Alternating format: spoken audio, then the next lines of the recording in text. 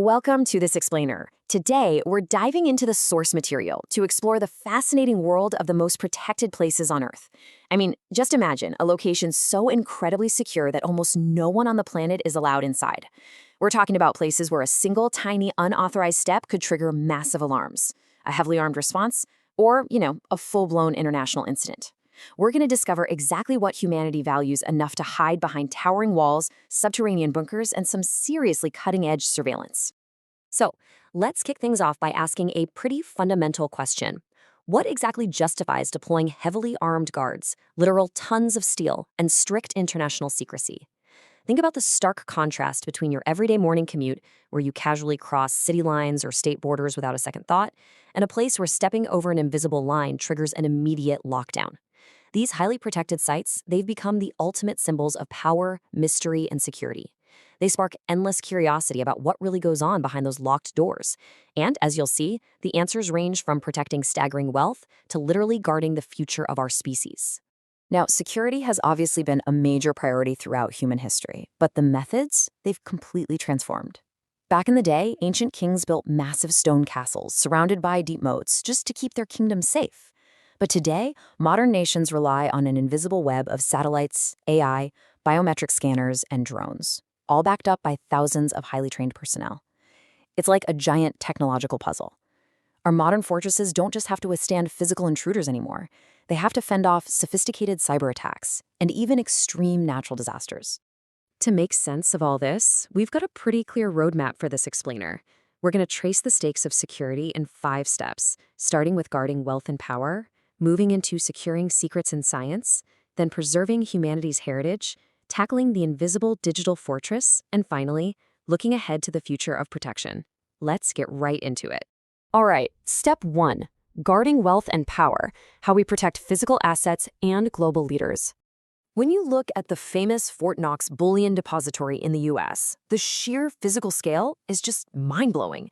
Hidden behind reinforced concrete walls and multiple layers of intense military security, it holds a massive reserve of government-owned gold. Just getting inside is a monumental task. The vault door alone weighs several tons. Cracking it open isn't a one-person job. It requires multiple authorized individuals coming together to execute this incredibly strict, synchronized procedure. Its main job is locking down undeniable wealth. But here's a wild fact from the source material. It is so secure that during World War II, the government actually used it to hide the Magna Carta and the original U.S. Constitution. But hey, wealth isn't the only thing we guard, right? When presidents or prime ministers travel, ordinary everyday airports are temporarily transformed into impenetrable fortresses. We're talking temporary no-fly zones, sniper teams on the roofs, around-the-clock intelligence monitoring, and bomb detection units sweeping the entire area. Every single detail of these visits is mapped out months in advance to minimize risk. It literally reshapes everyday public infrastructure into a temporary maximum security zone. Moving on to our second category, securing secrets and science. This is all about unseen technology and invisible threats. First up here is the legendary Area 51, buried deep out in the Nevada desert. Now, for decades, it's fueled endless speculation about experimental aircraft and, of course, UFOs. But despite all those alien conspiracies and sci-fi movies, the concrete reality is actually much more grounded. It's a highly classified military installation heavily focused on sensitive aerospace research. The perimeter is locked down with strict no-entry zones, aggressive warning signs, roving patrols, and intense surveillance. Taking an unauthorized step out there isn't just illegal, it's incredibly dangerous. But sometimes the threats we're guarding against aren't rival militaries at all. They're invisible, microscopic organisms. For modern biosafety level 4 laboratories, which handle the absolute most dangerous infectious diseases in the world, the protocols are just staggering. Scientists have to don these fully sealed positive pressure spacesuits, hook themselves up to specialized air systems, and navigate rigorous decontamination showers just to leave the room. It requires multiple redundant air filtration systems and sealed chambers just to make sure both the researchers and the outside public are completely safe from accidental exposure. And this actually brings us to a really fascinating psychological concept: security through obscurity. By intentionally limiting public information about what goes on inside, these facilities discourage unwanted attention in the first place. It makes planning any sort of unauthorized access infinitely more difficult, mostly because you simply don't know what you're walking into. Now, while it should never replace actual physical locks and guards, Hiding in plain sight is an incredibly powerful layer of defense. All right, let's look at step 3, preserving humanity's heritage. Think of these places as the ultimate backup drives for Earth. There's actually a quote from our source material that completely shifted how I look at this whole topic. It points out that security is not only about defending against enemies, it is also about preserving knowledge, history, biodiversity, and resources. That really flips the script, doesn't it? It moves us away from this mindset of paranoia and defense and pushes us toward a mindset of preservation, deep responsibility, and safeguarding things for future generations. Take two vastly different locations as examples. First, the Svalbard Global Seed Vault in Norway. This place is built deep inside a frozen mountain just to protect hundreds of thousands of backup crop seeds. It's engineered to survive earthquakes, massive floods, and power failures, all to protect our food supply from global catastrophes. Now contrast that with the Vatican Apostolic Archive.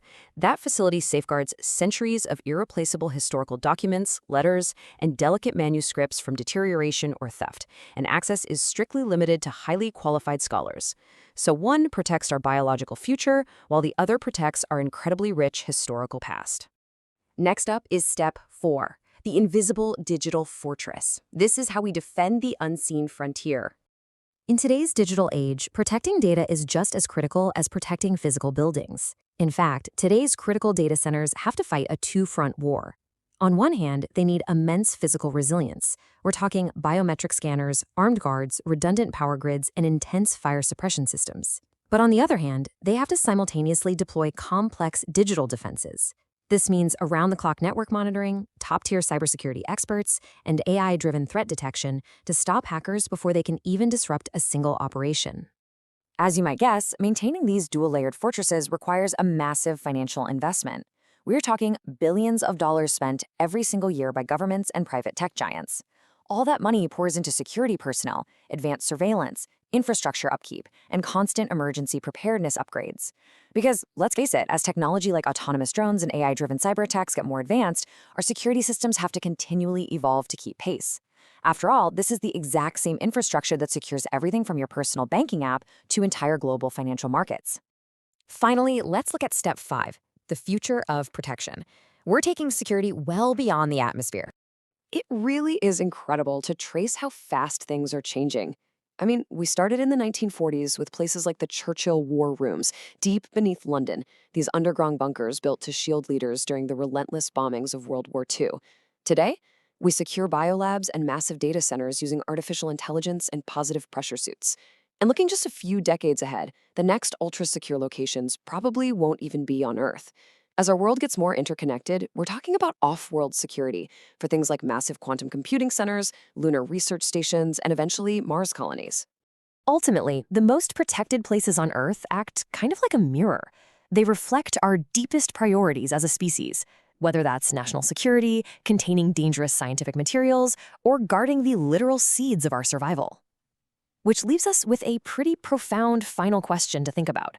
As we expand our reach into the stars and start building orbital space habitats, what will be the new treasures we choose to lock behind the universe's most secure doors?